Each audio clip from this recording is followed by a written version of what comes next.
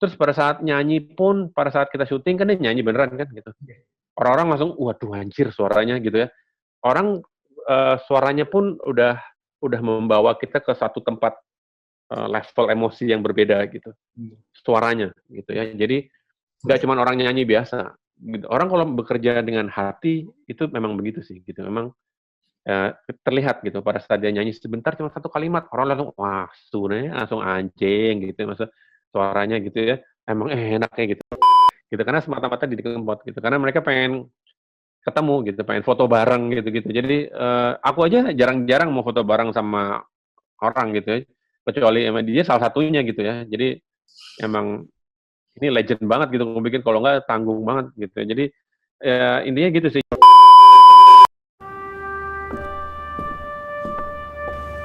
Sendika dawuh. Ya.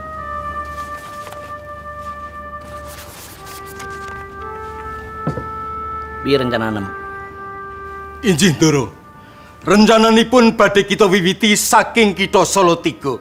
Salajengipun wonten ing Kitha Blora, lajeng Grobogan, Jepara, Rembang, Demak, Semarang, Pati lan pungkasanipun wonten ing Kitha Kudus. Sedaya kita sampun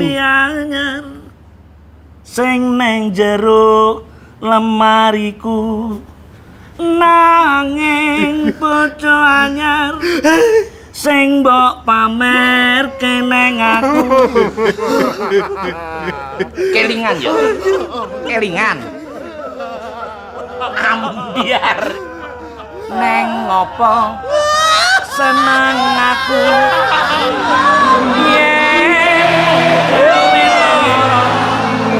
Pamer anyar.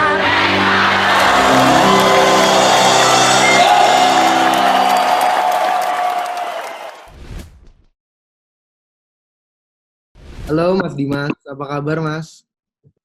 Baik, alhamdulillah baik, sehat.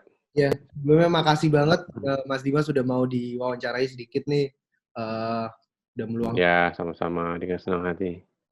Sebelumnya mau mengucapkan selamat juga atas keberhasilan iklannya nih, bisa dibilang kan sukses juga menarik jutaan orang juga nih. Nah, bisa diceritain nggak Mas sedikit ceritanya bisa menggarap video promo ini untuk Sukun dan bareng Mas almarhum Didi? Ya, sebetulnya ini semua nggak direncanakan tadinya ya. Jadi pas waktu itu ketemu Mbak Ima ya. Pertama kali sebetulnya mau ditawarin buat ngerjain yang Ramadan. Baik. Buat yang Ramadan. Terus aku tahu sih emang tadinya mau Sukun itu emang mau apa ya, mau tour gitu ya, mau roadshow gitu sama Didi Kempot. Tapi hari itu aku dia ajakin ketemu tuh sebenarnya topiknya subjeknya itu lebih ke buat Ramadan gitu.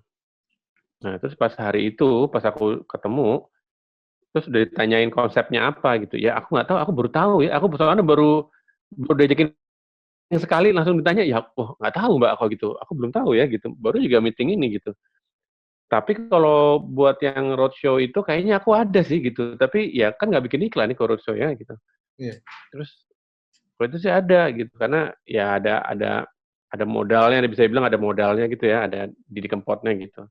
Aku udah punya pikiran kalau aku bikin iklan sama si Mas Didi itu kira-kira gini gitu. Mau topiknya apa, ya tinggal craftingnya mesti gitu. Topiknya apa tinggal dimasukin aja nanti gimana gitu. Udah aku cerita aja karena konteksnya tour ya udah aku ceritain. Itu juga ngarang di tempat aja gitu. Kayak gini Mbak, gini gitu. Jadi parodinya Godfather gitu ya. Terus terus kan di Godfather kan juga ada scene itu kebetulan ada di Godfather gitu bahwa ada satu orang yang memang ingin di diambil keluarga gitu ya sama si Godfather ini gitu. Sama si Don Corleone ini. Ya kurang lebih kan gitu juga sama dia lagi menghadap. Sama juga ini menghadap gitu. Menghadap tapi anggap aja ini orang promotor konteksnya jadi konteks konteks si roadshow itu sendiri gitu. Jadi anggap aja orang ini adalah seorang promotor yang lagi mau ngomong ke penyanyinya, gitu. Yang mana penyanyinya Mas Didi gitu. Anggap aja begitu gitu. Terus udah karena targetnya juga buat orang di Pantura yang mostly adalah orang Jawa gitu ya. Kebanyakan ada orang Jawa. Eh, apa namanya? Aku pikir lempengin aja sekalian gitu. Terusin aja jadi kalau mau bikin iklan ngaco tuh terusin aja gitu. Jadi nggak ragu-ragu gitu. Iya. Terus aku bilang udah ngomong Jawa aja semua gitu. Lu nonton film Itali kayak lu ngerti aja, nggak ngerti juga kan gitu. Ngomong Inggris juga nggak ngerti juga kan lu gitu. Ada orang-orang yang itu ya orang targetnya lo ya, targetnya itu kan ngomong apa nonton film Inggris kebanyakan juga kan baca teks, ngomong film Itali gitu ya. Siapa sih orang ngerti Itali jarang banget kan gitu ya. Film mafia gitu kan.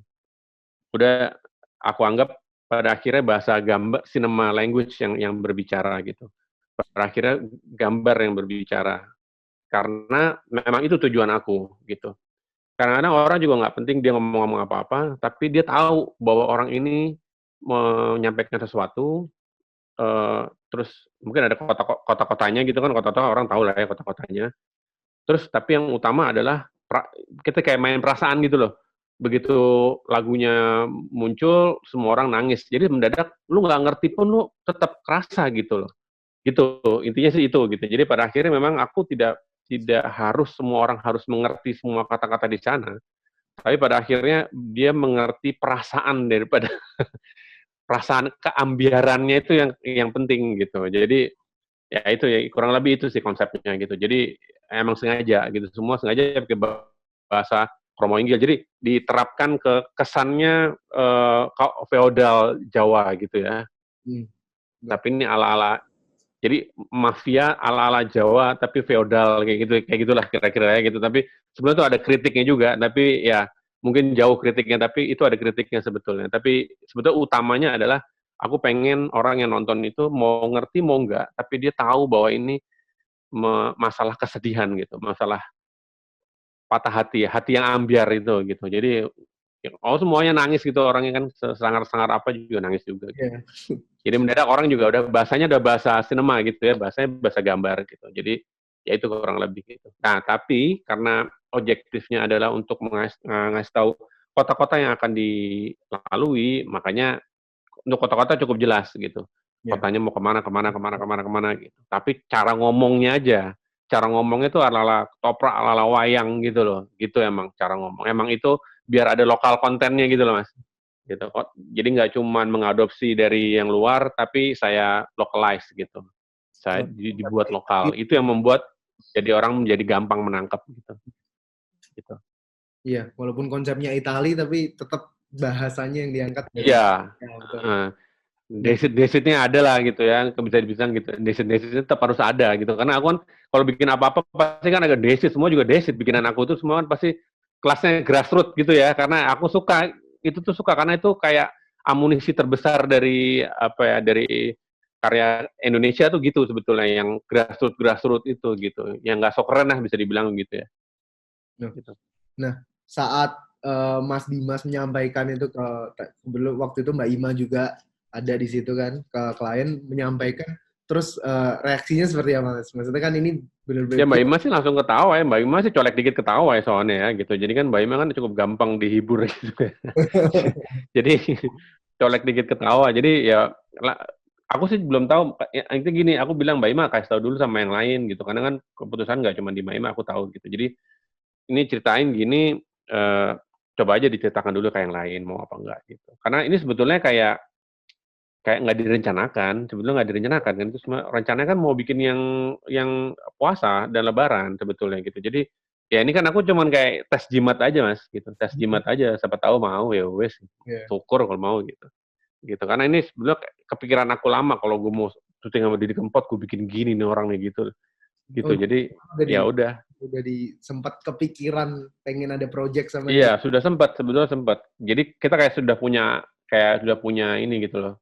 Di pikiran tuh, nih kalau gue syuting sama Didi Kempot nih, gue akan bikin gini. Temen tahu nih, gue mau bikin syutingnya bikin apa, gue nggak tahu. Tapi intinya, gue punya ide seperti ini gitu. Jadi kayak ide nganggur gitu loh mas. Ide nganggur terus ya udah ditangkap sama Mbak Ima deh gitu. Terus sempat ini nggak kayak punya feeling, wah ini reaksi pecah sih, apa maksudnya dari melihat dari Sebetulnya aku jarang gitu ya, aku jarang pecah apa nggak pecah. Intinya gini, rata-rata yang pecah itu yang aku di-loss-in, Mas. Nggak banyak interfering, nggak banyak campur tangan gitu. Aku nggak bilang campur tangan itu mementahkan ide-ide aku, tapi memang banyak apa ya? Karena rasa percaya itu membuat kita jadi nyaman untuk bekerja gitu. Itu pasti sih. Kebanyakan yang dulu yang iklan-iklan aku yang dulu juga yang mau Ramayana, mau Indosiar itu semua karena kepercayaan dari ya udah selalu udah ngomong lu gila-gila aja lu sekalian gitu ya. Jadi itu yang membuat kita jadi all out juga gitu. Jadi kita nggak ragu-ragu untuk ngapa-ngapain. Karena kebanyakan gini, kebanyakan kalau saya udah mau bikin sesuatu terus banyak wah ini nggak boleh, itu nggak boleh. Saya jadi ragu-ragu gitu. Bukannya saya nggak mau ngasih 100%, bukan. Saya jadi ragu-ragu untuk melangkah ke yang berikutnya gitu. Jadi ini bener nggak gue ya? Ini bener nggak? Itu kalau ini kayaknya saya cuma dilihat dari jauh, masih oke, udah gitu doang gitu, kayak gitu. Jadi ngelos aja gitu. Jadi intinya gini, pada saat ide itu genuine ya, ide itu tulus, jujur gitu ya. Rata-rata yang kayak gitu yang berhasil sih gitu, yang jujur, yang tidak terlalu banyak pesan-pesan marketing yang kadang-kadang orang juga nggak ngerti gitu ya. Gitu. Kadang-kadang saya percaya dengan sistem marketing itu bertahap, berlipat gitu, bukan bertahap, berlipat. Jadi misalnya di TV commercials itu ada jatahnya, dia nggak bisa menjelaskan semua gitu. Kadang-kadang orang semua numplekin semua di TV commercials gitu. Itu yang membuat jadinya chaos ya, acakadul komunikasinya gitu. Mau ini, mau itu, mau komunikasi A, B, dan C, terus seterusnya, terus akhirnya orang nggak ngerti yang ngomongin apa. Nah, kalau yang simple komunikasinya sangat simple, yang single communication itu rata-rata yang orang menangkap jelas gitu. Terus kemudian kalau ada pesan-pesan yang berikut yang lain itu berlapis di tempat lain gitu. Karena kan masih ada KV, masih ada print ad, masih ada macam-macam, masih ada apa lipatannya masih banyak gitu, lapisannya masih banyak gitu. Nah, kadang-kadang komersial itu perlunya karena buat woro-woronya gitu, buat happeningnya gitu. Oh, ada ini gitu. Jadi Kempot sedang roadshow gitu. Ada ini, itu pentingnya sebetulnya gitu. Nah, itu yang selama kita ngepol dan kayaknya belum pernah ada yang kayak gitu juga sih gitu ya. Iya kan, iklan kayak gitu juga. Dan ada resiko sebetulnya, diterima apa tidak diterima. Apalagi ini ngomong Jawa semua dari ujung ke ujung. Gitu, resikonya ada. Tapi yang resiko kayak gitu, kalau berhasil, itu bisa berhasil sekali. Gitu kurang lebih. Jadi, kayak dulu kok, kayak ngomongin kok yang lain, kayak macam Ramayana apa segala, itu kan juga pol-polan dari depan sampai belakang, itu dari kualitas gambarnya, dari orang-orangnya, nggak ada yang beres isinya kan gitu. Maksudnya sebetulnya jauh dari ideal gitu, jauh dari ideal semuanya. Tapi justru itu yang jujur gitu. Nah, pada akhirnya itu yang berjalan. Gitu. Jadi kurang lebih sih kayak gitu. Saya percaya akan kejujuran sih untuk dalam berkreasi gitu. Karena banyak juga hasil-hasil kerja saya yang memang sudah dipolish gitu. Ya bisa dibilang dipolish, disemir bisa dibilang gitu ya. Nah, jadinya nggak terlalu jujur lagi gitu. Dan kebanyakan memang ya lewat begitu aja gitu. Memang nggak semuanya bisa senaif ini gitu gayanya. Nah, tapi untuk urusan crafting, urusan eksekusi, itu kita harus kelasnya jangan kelas kacrut gitu ya. Jadi kalau misalnya kita mau bikin Ramayana yang kelasnya memang kita mau bikin kayak video klip zaman dulu gitu, zamannya pakai Betacam, ya lu bikin kayak gitu, jangan ala-ala gitu. Jangan kaleng-kaleng bisa dibilang kalau orang sekarang bilang ya. Jadi kalau mau pakai Betacam ya lu pakai kualitas Betacam beneran gitu loh. Pakai gaya lighting seperti itu, semua benar-benar diikutin. Kayak bikin Indo Es Krim, mau bikin sinetron kolosal, ya bikin seperti itu, bajunya, pemain semua di apa 100% kan gitu. Dimaksimalkan gitu. Begitupun dengan ini. Begitu kita mau bikin gaya filmis gitu ya, segala macam setnya, bajunya, actingnya, orangnya, semua tuh oh kalau orang bisa bilang ya, kalau orang Jawa bilang, bener nggak? Oh bener kan? Kayak beneran gitu ya kan gitu loh. Jadi jangan ala-ala gitu, jangan kaleng-kaleng. Kalau mau memparodi itu jangan kaleng-kaleng. Gitu. Karena lo jadi kayak berusaha untuk melucu. Gitu. Sementara ini gue nggak berusaha untuk melucu, gue cuma bikin suatu sandiwara yang mana orang-orangnya hancur semua, jadi orang lo ketawa jadinya gitu.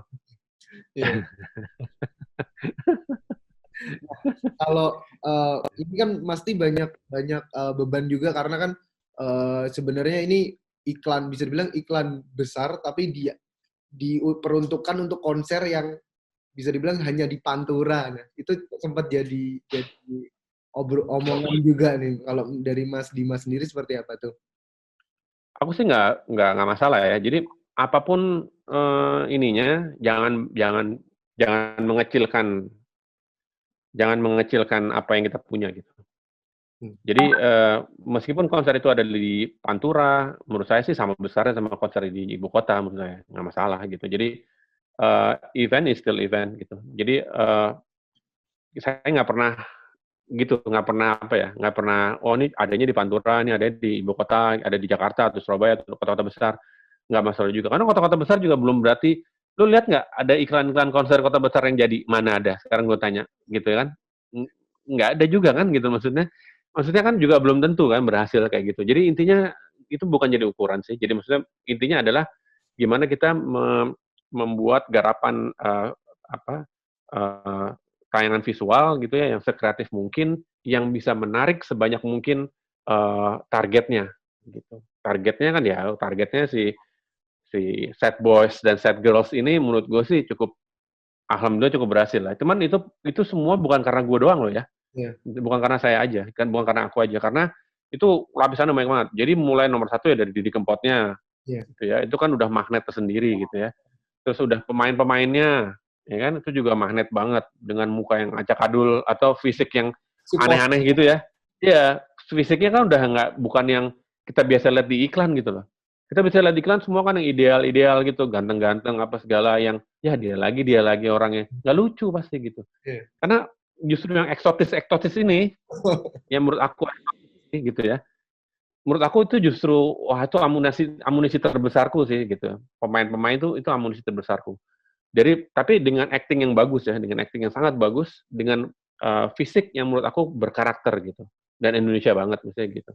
Tuh kemudian belum dari sisi teknis aku ya. Jadi kayak misalnya art directionnya, ngebangun settingnya, itu kan setting semuanya itu mas, gitu. Itu kan setting dibikin itu semua. Gitu. Jadi dengan kameranya, editingnya dan sebagainya itu dengan musiknya, jadi itu semua bisa dibilang dia berkolaborasi dengan sangat baik gitu semuanya gitu. Jadi aku tuh cuman gabung-gabungin aja gitu. Jadi semua nggak peran aku tuh mungkin cuman sepersekian gitu dibanding yang lain. Yang lain tuh bisa lebih besar tuh perannya. Gitu.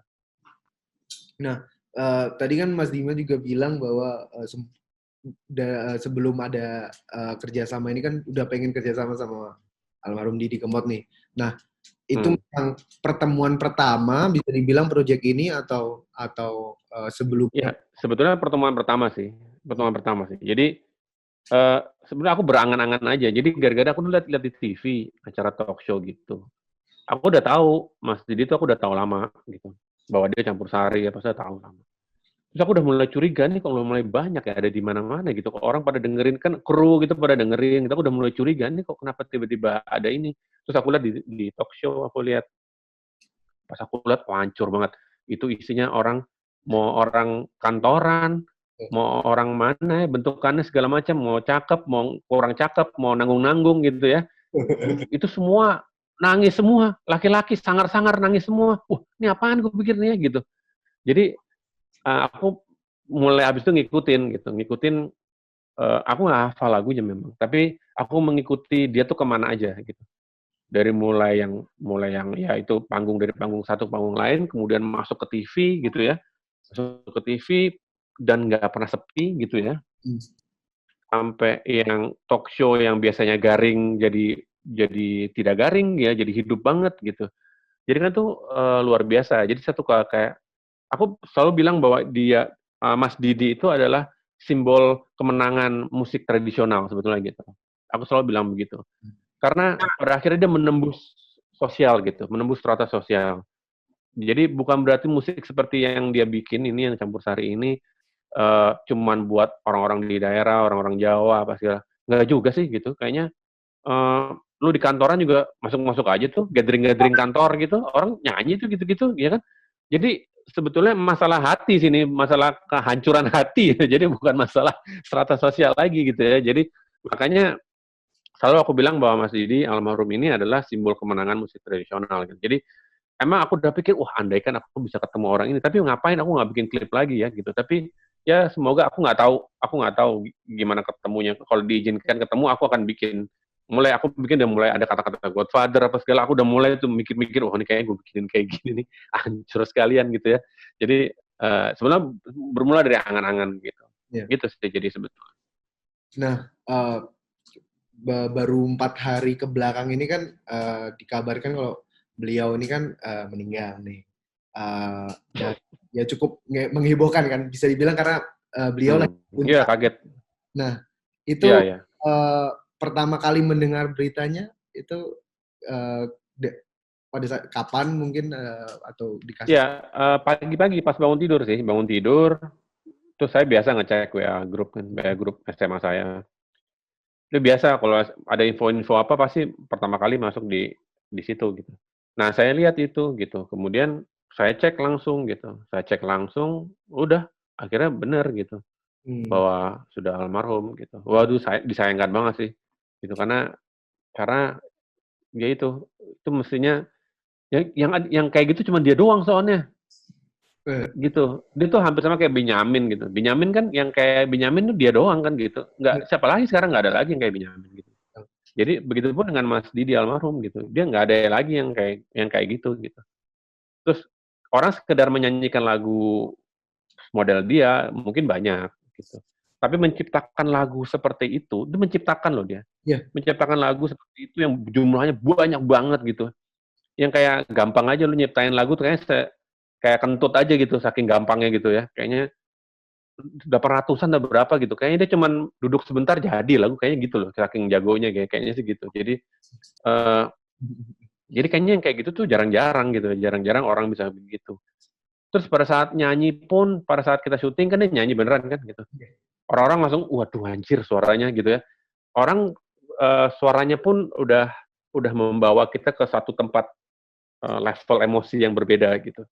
Suaranya gitu ya. Jadi nggak cuma orang nyanyi biasa. Gitu. Orang kalau bekerja dengan hati itu memang begitu sih gitu. Memang terlihat gitu pada saat dia nyanyi sebentar cuma satu kalimat orang langsung wah suaranya langsung anjing gitu maksud suaranya gitu ya emang enaknya gitu emang beda gitu emang beda dia gitu jadi memang udah pasti mengagetkan gitu dan berturut-turut sebelumnya Glenn lagi teman saya juga aduh gitu ya beberapa kali saya juga gitu jadi aduh benar-benar lumayan udah kehilangan udah pasti sih nggak cuma saya sih pasti semua satu Indonesia kehilangan pasti. Iya. Jadi 2020 kaget kan bertubi-tubi dengan. Yoi. Nah, Gawat. sosok dari selama syuting nih, selama flashback balik lagi ke pada saat syuting video promo sendiri, itu sempat ini nggak, kan pasti berinteraksi sama Didi almarhum nih. Nah itu sosoknya tuh kalau bisa Mas Dimas bilang tuh seperti apa nih Mas? Saya sih sama orang kayak gitu nggak pernah gimana ya. Kan karena orang kalau udah levelnya seperti dia, orang udah panik duluan ya. Udah ndredeg duluan gitu. Takut ini ntar, ini udah datang, ini udah kayak ala pejabat gitu. Kalau saya sih jarang begitu sama orangnya gitu. Jarang begitu. Kayak gimana pun juga dia tetap manusia sih. Karena intinya orang kayak gitu memang harus dimanusiakan gitu. Kalau kita gayanya gaya feodal bisa dibilang gitu. Gaya doroin gitu. Mungkin malah nggak seneng dianya gitu ya. Jadi aku percaya itu sih gitu. Jadi kalau kita bermitra ya kita bermitra mestinya. Saling menghormati aja. Bukan berarti aku ngerendahin dia nggak sih. Saling menghormati aja. Saya latihan rehearsal semaksimal dulu. Kemudian dia masuk, yang lainnya jadi sudah siap gitu dari kamera, dari pemain-pemain yang lain, semua sudah siap. Otomatis nggak ada error di luar dia gitu ya. Errornya tidak ada gitu. Errornya yang dari kamera atau dari pemain-pemain terus mereka karena sudah hafal, sudah mengerti, tidak ada error dari mereka. Kalaupun ada salah itu hanya minor sedikit banget. Gitu. Jadi dia pun merasa pasti akan merasa dihargai bahwa kita udah siap untuk menghadapi mereka dia gitu ya. Jadi intinya saya sih memperlakukan dia seperti itu. Jadi karena dia ada orang yang memang sangat terhormat gitu ya, sangat berbakat, terhormat dan macam-macam dah. You name it lah, banyak banget titelnya dia di belakang gitu ya. Jadi kita pun memperlakukan dia bukan dengan kissing ass, ngerti nggak? Jadi bukan apa kissing ass itu apa ya? Menjilat gitu. Yeah. Ya. Bukan kita menjilat gitu, tapi justru kita menghormati dia dengan apa? Dengan kesiapan kita sebenarnya gitu. Karena saya paling sebel sih ada orang gitu terus kita menjilat, oh ya silakan. Saya paling nggak bisa begitu juga gitu. Karena saya juga sebel ngeliat gitu. Jadi intinya adalah saya akan memperlakukan dia seperti biasa aja kayak manusia yang saya hormati, orang yang saya hormati sekali dengan apa? Dengan omong yang apa? Sama-sama bercanda gitu ya, bercandanya sama aja. Terus intinya saya juga mengajak teman-teman saya untuk bersikap biasa aja gitu. Tapi intinya dia kan pasti senang akan dimanusiakan, akan lebih senang. Dan cuman yang paling utama adalah kita menghormati aja dengan apa? Dengan kesiapan kita sih. Sosoknya dia soalnya santai banget sebetulnya, gitu ya. Sosoknya dia santai banget dan saya tahu dia capek, gitu ya. Pasti dia capek, makanya saya membuat suasana secair mungkin, gitu ya. Seketawa-ketawa mungkin. Dan itu syuting ketawa-ketawa terus sih memang, gitu. Syuting ketawa-ketawa terus karena yang pemain yang lain tuh juga dagelan gitu ya. Yang lain tuh goblok-goblok juga tuh, dagelan-dagelan semua itu yang gitu. Goblok-goblokan lah gitu ya. Jadi kita juga relax syutingnya. Take juga nggak banyak-banyak banget. Paling maksimum 4 take, maksimum. Rata-rata cuma 2 take, 3 take. Gitu. Jadi udah gitu hal-hal yang sebelumnya tidak ada di Kempotnya saya atur gitu loh. Jadi saya nggak hajar di Kempot terus-terusan. Udah 1 2 take, udah Mas masuk dulu istirahat. Nanti aku ngerjain yang lain gitu. Jadi aku membuat suasana dia tidak exhausted juga, tidak kecapean juga gitu. Kayak gitu-gitunya sih. Jadi intinya gitu, saya memanusiakan dia aja supaya dia nyaman di set gitu. Karena saya tahu orangnya itu santai sebetulnya gitu. Kelihatan dari bentuk orangnya kan, orangnya bisa ngomong sama siapa aja, santai gitu. Jadi ya kita jangan apa ya, kalau bahasa Inggris itu take it for granted, gitu. Jangan ngelunjak gitu. Justru nauin ya, lebih nauin. Gitu. Nah, kalau dari pada saat proses syuting juga tuh ada momen-momen yang bisa dibilang apa ya, memorable dari kerjasamanya sama. Ya mungkin the whole moment itu memorable ya gitu. Karena yang mau ikutan aku syuting itu banyak banget gitu. Jadi yang mau di calling untuk itu karena semata-mata karena Didi Kempot gitu. Gitu karena semata-mata Didi Kempot gitu. Karena mereka pengen ketemu gitu, pengen foto bareng gitu-gitu. Jadi aku aja jarang-jarang mau foto bareng sama orang gitu ya. Kecuali emang dia salah satunya gitu ya. Jadi emang ini legend banget gitu, aku bikin kalau nggak tanggung banget gitu. Jadi intinya gitu sih. Jadi pada saat itu apa namanya, kita semua ada keinginan untuk syuting sama dia. Dan yang bikin terkesan adalah kita syuting di Jogja itu Mas. Gitu. Yang anehnya sehari sebelumnya dia tuh di Jakarta gitu. Aku juga mikir kenapa nggak syuting Jakarta aja gitu. Kita mesti ke Jogja. Jadi udah nggak tahu lah gimana prosesnya waktu itu, kita harus syuting di sono lah pokoknya gitu ya. Jadi ya udah gitu. Gini. Tapi kalau dari semuanya karena gini, kalau dari syutingnya sebetulnya nggak ada yang apa ya, nggak ada yang aneh-aneh lah gitu ya. Kita semua syuting ya seperti yang kita lihat di hasilnya gitu ya. Cuma kadang-kadang saya minta dia diimprovisasi. Cuman improvisasinya karena durasi dia nggak bisa masuk gitu. Jadi emang tapi intinya dia manut aja tuh, nggak ada sama sekali nggak ada resisten dari itu. Dia cuma minta diceritain gini-gini gitu. Jadi terus udah aku ceritain biasa-biasa aja, itu ya udah ketawa-ketawa gitu. Terus jadi intinya gitu aja kok, biasa-biasa, santai banget orangnya, santai banget. Gitu. Jadi ya itu sebetulnya yang bikin orang dredeg sama dia mungkin yang menghadapi dia kali ya, udah dredeg duluan. Mesti kok santai aja sih, mesti kok kayak gitu. Ini yang memang ngefans sama Didi sendiri yang mungkin kayak Iya, mungkin bisa jadi ngefans apa tuh, atau enggak mungkin dengan rekor dia seperti itu gitu. Jadi belum apa-apa udah dredeg duluan, bisa gitu ya. Tapi ya kalau kita semua sih ya berusaha untuk menghormati aja. Karena itu yang pasti yang diperlukan gitu. Nah, ini kan setelah kepergian beliau nih, almarhum Didi Kempot ini, menurut Mas Dimas nih apa yang akan beda? Maksudnya mungkin dari industri musik tersendiri, apa yang akan berubah gitu? Ya, kalau secara legacy sih mungkin secara legacy ya, secara apa ya, warisan gitu, ya mungkin pasti tidak akan termakan zaman sih, itu yakin sih. Gitu. Pasti akan dinyanyikan lagi gitu ya. Di konser siapa, tapi dia nyanyiin lagunya Mas Didi itu mungkin banget gitu ya. Terus di karaoke pasti mungkin juga. Gitu. Jadi secara legacy itu pasti akan itu. Karena apa? Karena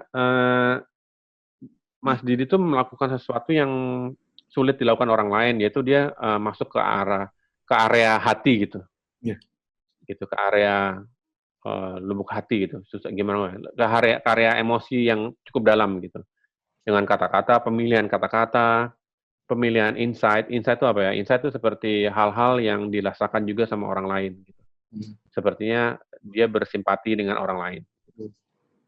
Tercermin dari lirik-liriknya. Nah, yang kayak gitu tuh kan nggak bisa semua orang ya, gitu. Jadi mungkin juga Mas Didi bisa begitu karena pengalaman beliau juga, gitu. Karena beliau udah makan asam garamnya lumayan gitu ya. Mungkin udah berkarung-karung mungkin kalau dikumpulin asam garamnya ya, gitu. Jadi intinya dia bisa punya susunan lirik seperti itu juga karena dia mencoba berkali-kali untuk membuat lirik pasti kan, gitu. Jadi hitungannya udah masalah jam terbang gitu. Dia mencapai apa ya, kualitas seperti ini gitu, jam terbang. Nah, belum ada yang bisa jam terbangnya kayak dia tuh belum ada, masalahnya gitu. Jadi pada akhirnya belum ada saingan gitu. Jadi mungkin untuk sementara ini pasti belum ada saingan, pasti belum ada yang bisa menggantikan gitu. Belum ada yang bisa menggantikan Mas Didi. Tinggal legasinya aja. Walaupun legasinya salah satu yang paling besar adalah si musik campur sari ini, si musik tradisional ini yang di mana diterima di berbagai strata sosial sebetulnya gitu. Itu legasi terbesarnya mungkin gitu ya. Jadi itu tinggal dilanjutin sama seniman-seniman yang lain sebetulnya. Asal seniman yang lain jangan screw up gitu, jangan mengacau gitu. Bahwa kita menjaga apa ya, kaidah-kaidah yang dulu dibikin sama Mas Didi atau diperjuangkan sama Mas Didi juga jangan dihancurkan gitu. Jangan dengan joget-joget ini itu yang mungkin nggak perlu gitu ya. Gitu, ngerti kan maksud gue? Dia maksudnya joget nggak apa-apa, tapi tiba-tiba jogetnya tiba erotis apa segala, aku suka gitu tuh. Ya kan? Waktu itu kan jadi bergeser untuk mencari penonton. Ya jangan gitulah. Kan waktu itu kan kita kalau kita mau melanjutkan suatu legacy, kita menghormati yang membuat gitu pasti gitu. Jadi ya harapanku sih seperti itu. Jadi semakin banyak masjid-masjid yang lain, jangan cuma satu lagi. Maksudnya masjid yang lain yang bisa mengembangkan si kesenian ini gitu ya ke arah yang lebih baik gitu dan lebih besar lah, bisa nilainya lebih tinggi lah gitu. Dengan aransemen yang mungkin nggak cuma satu keyboard doang gitu. Ya kan? Kan maksudnya kalau kita ngeliat konsernya Mas Didi kan beda tuh. Ya kan? Karena dia ada musik live-nya. Jadi garapannya tuh lebih serius gitu. Aku sih berharap begitu gitu. Dari pos apa ya, penggarapan berikutnya ini loh gitu. Karena mestinya sih gitu, lebih ditelatenin gitu loh, lebih diseriusin gitu loh gitu. Menurut aku sih gitu ke depannya. Insya Allah ya gitu ya. Dan ya semoga tidak ada yang memanfaatkan untuk hal-hal yang tidak baik. Mudah-mudahan, aku yakin nggak ada, mudah-mudahan nggak ada. Ya, jadi kulturnya juga yang biasa sakit hati terus dijogetin, kayak gitu kan juga jadi beda juga yang. Iya sebetulnya joget nggak masalah gitu. Joget itu biasa gitu. Tapi tahu kan Mas, kalau misalnya joget udah marah ke erotis kan beda kayak apa sih gitu ya? Hah? Gitu orang kayaknya nggak semuanya harus ke arah sono dah gitu ya nggak sih gitu ya? Gitu ya. Cuman ya masing-masing memang itu pilihan. Tapi kan itu namanya juga kalau ditanya harapan ya harapanku itu gitu. Harapan itu kita menjaga ya itu menjaga warisannya beliau gitu dengan mungkin apa ya, eksekusi yang lebih baik gitu ya. Eksekusi aransemen yang lebih baik gitu dengan lebih serius gitu. Kayak begitu sih. Jadi mungkin musisi-musisi yang lain juga lebih banyak mau menggarap ke arah situ gitu. Mudah-mudahan sih.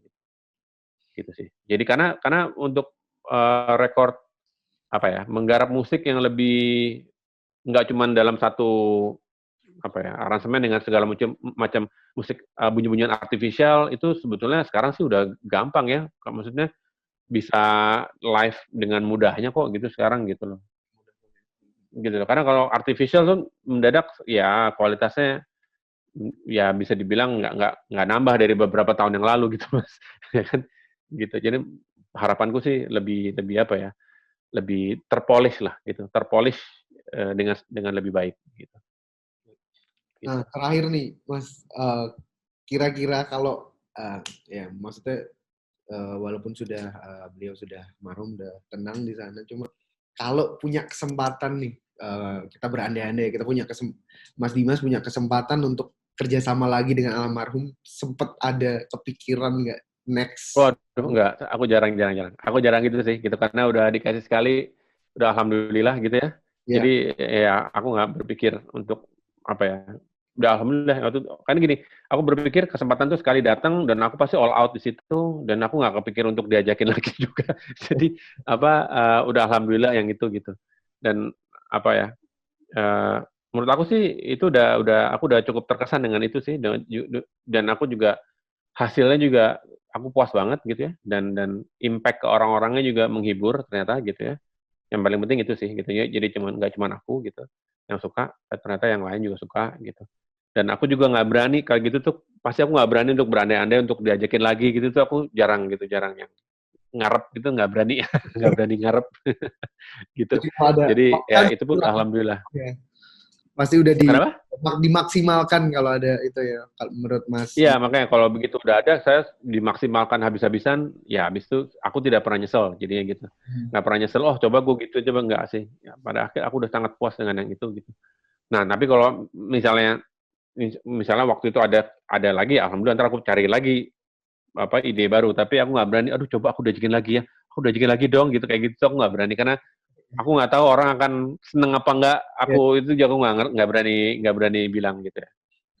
Gitu. Karena belum tentu juga yang kedua itu justru kadang-kadang yang kedua itu justru ini nggak sebagus yang pertama karena suka gitu. Ekspektasi orang udah tinggi kan juga. Iya, iya gitu. Jadi kadang-kadang gitu. Kalaupun mau ya mungkin entah film entah apa gitu. Tapi kan filmnya juga udah ada dia. Iya betul. Tapi emang saya nggak bikin film juga masalahnya gitu. Jadi memang terbatas juga sih. Iya. Gitu sih kira-kira. Paling Tapi intinya gini, fenomena yang kemarin itu sebetulnya sekali lagi saya bilang nggak cuman saya gitu ya. Itu semua banyak lapisannya gitu. Cuman tadi saya bilang mulai dari Mas Didi, mulai dari pemainnya, mulai dari kru-kru saya. Yang lupa tadi adalah netizen gitu ya. Netizen tuh perannya besar sekali gitu. Jadi karena itu dia menggulung bisa dibilang menggulung konten tersebut gitu. Dengan repost, dengan mention, dengan lain sebagainya, itu semua netizen. Nah, tapi tinggal waktu itu kan strategi gimana kita bisa menggapai si netizen itu gitu ya. Jadi emang alhamdulillah itu kayak satu bisa dibilang satu holistik gitu. Jadi semuanya bekerja sama untuk itu gitu. Gitu. Karena kebetulan ya karena apa? Karena cinta mereka terhadap Mas Didinya sebetulnya sih gitu. Saya yakin gara-gara itu sih, karena mereka udah belum apa-apa udah ngefans gitu. Terus dapat film garapan seperti itu yang ekstra serius gitu. Terus jadinya mereka semakin mencintai gitu, sebetulnya gitu sih. Yeah. For the love of Mas Didi Kempot gitu. Gitu. Nah, paling itu aja sih Mas Dimas. Terima kasih banyak mau ditanya-tanya. Sama-sama. Sukses selalu buat iklan-iklan berikutnya nih. Ditunggu. Sama-sama. Iklannya. Apa? Ditunggu karya-karyanya yang berikutnya, iklan-iklannya yang ya, insya Allah. Pasti jamin kocak kan. Terima kasih Mas. Sama-sama.